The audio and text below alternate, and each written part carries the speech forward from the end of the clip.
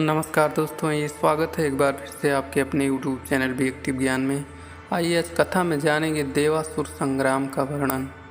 श्री सुखदेव जी बोले, हे राजा परीक्षित, इस प्रकार देवताओं को अमृत पिलाकर भगवान विष्णु अपने लोक को चले गए और अमृत पान कर देवताओं में अपूर्व बल आ गया। वह तेजस्वी बनकर परम शोभा को प्राप्त हुए।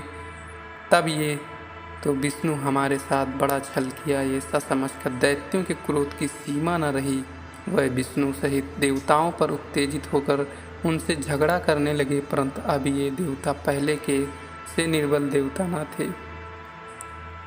अब तो ये परम शक्तिशाली हो गए थे। इससे ये भी हर प्रकार से दैत्यों का सामना करने को तैयार हो गए। फिर तो कहना ही क्या था, क्षण मात्र में ही वह अमृत मंथन का स्थान, क्षीर सागर का तट, देवासुर युद्ध का विशाल रणस्थल बन गया। दोनों ओर की सेना अपने अपने अस्त्र शस्त्र लेकर युद्ध करने को खड़ी हो गई। क्षण मात्र में ही प्रलयकारी युद्ध होने लगा। रण के जुझारू बाजों के शब्द से, हाथी की चिघाड़ से, घोड़ों की हिनहिनाहट से, रथ के पहियों की मरमराहट से दसों दिशाएं गूंज उठी। पृथ्वी कांपने लगी, तीनों लोग थर्रा गए और इस प्रकार सारे ब्रह्मांड एक दूसरे के विरोधी देवता और दैत्य क्रोधित होकर रोमांचकारी युद्ध करने लगे। शस्त्रों का भीषण प्रहार होने लगा। सबके विचित्र वाहन थे, रथी से रथी, पैदल से पैदल सवार, सवारों से और गजारोही से भिड़कर युद्ध करने लगे। कोई व्याघ्रों पर और कोई सिंहों पर सवार था।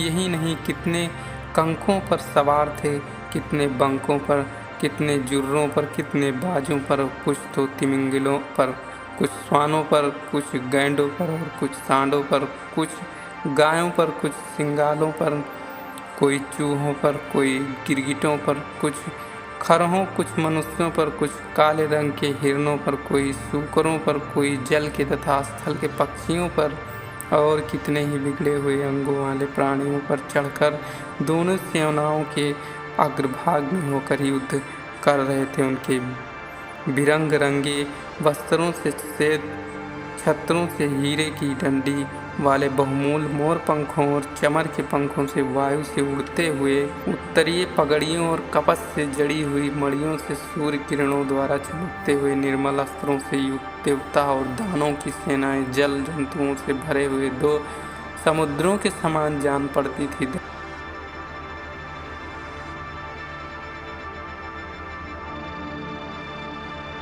दैत्यों का सेनापति विरोचन का पुत्र बलि था। एक बड़े ही आश्चर्यकारी रथ पर सवार था। उसका वह रथ इच्छानुसार चलने वाला था और उसमें युद्ध के एवं अन्याय सभी प्रकार के इतने अधिक सामान हर समय प्रस्तुत रहा करते थे कि जिनका अनुमान नहीं किया जा सकता।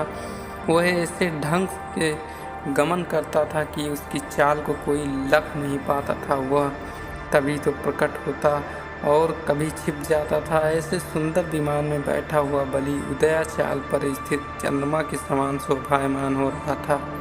उसके विमान के चारों ओर अपने अपने वाहनों पर सवार यूथ के यूथ दैत्य स्थित थे। उनके नाम हैं नमुची, संबर, वरुण, विप्रचित, अयोमुख, द्विमूर्धा, कालनाभ, प्रहीत, हेद, इलवल, शकुनी, भूत संताप, वज्रदंष्ट, विरोचन, हयग्रीव, शंकुराशिरा, कपिल, मेघदुंदभी, तारक, चक्रहस्त, शुंभ, निशुंभ, जम्ब, उत्कल, अरिष्ट, अरिष्टनेमी, त्रिपुरा स्वामी, मय, पलोम, कालकीय और निवात, कवच आदि इन सब ने समुद्र के मथने पर बड़ा परिश्रम किया था, परंतु इन्हें अमृत नहीं मिला था। इन्हें अपने पहले कई बार देवताओं को परास्त किया था। इससे युद्ध में भी आगे बढ़ बढ़कर बड़े जोर से देवताओं को ललकारते थे। तब दैत्य बड़े अभिमानी हो गए हैं।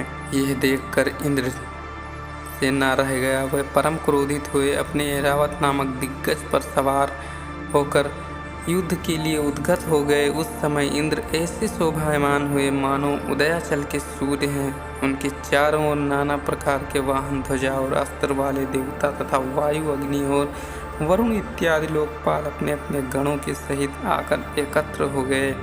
इंद्र युद्ध में आए। उनके सभी योद्धा अपने अपने जोड़ों को देखकर एक दूसरे से भिड़ गए। इंद्र स्वयं बलि से भिड़ गए।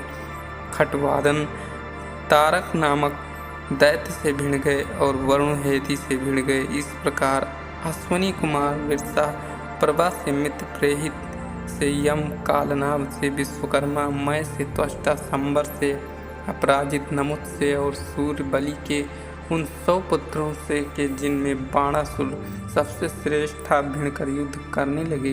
राहु के साथ चंद्रमा पुलोमा, दैत्यों के साथ वायु देवता, भगवती देवी भद्रकाली, शुंभ निशुंभ से शिवजी, जम्ब से अग्नि देवता, महर्षि से प्रजापतिगण, इलवल और वातापि से कामदेव, दुर्मय से ब्राही इत्यादि माताएं, उत्कल से बृहस्पति, शुक्र से और शनैचर नरक से भिड़कर युद्ध करने लगे।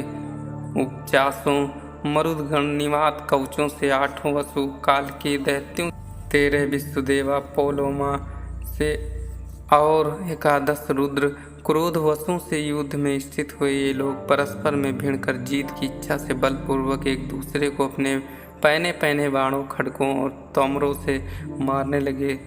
भुसुंडी, चक्र, गदा, ऋषि, पट्टिस, शक्ति, उल्मुख, बर्छी, फरसा, तलवार, भाला, परिधि, मुगदर और भिंदीपालों का भीषण प्रयोग होने लगा। बात की बात में कितने ही वीरों के सिर कटकर पृथ्वी पर गिर पड़े, कितनों के ही भुजाएं, जंघाएं, ग्रीवा और पैर कट गए, कितनों के हाथी, घोड़े और रथ के सवार कटकर खेत रह गए।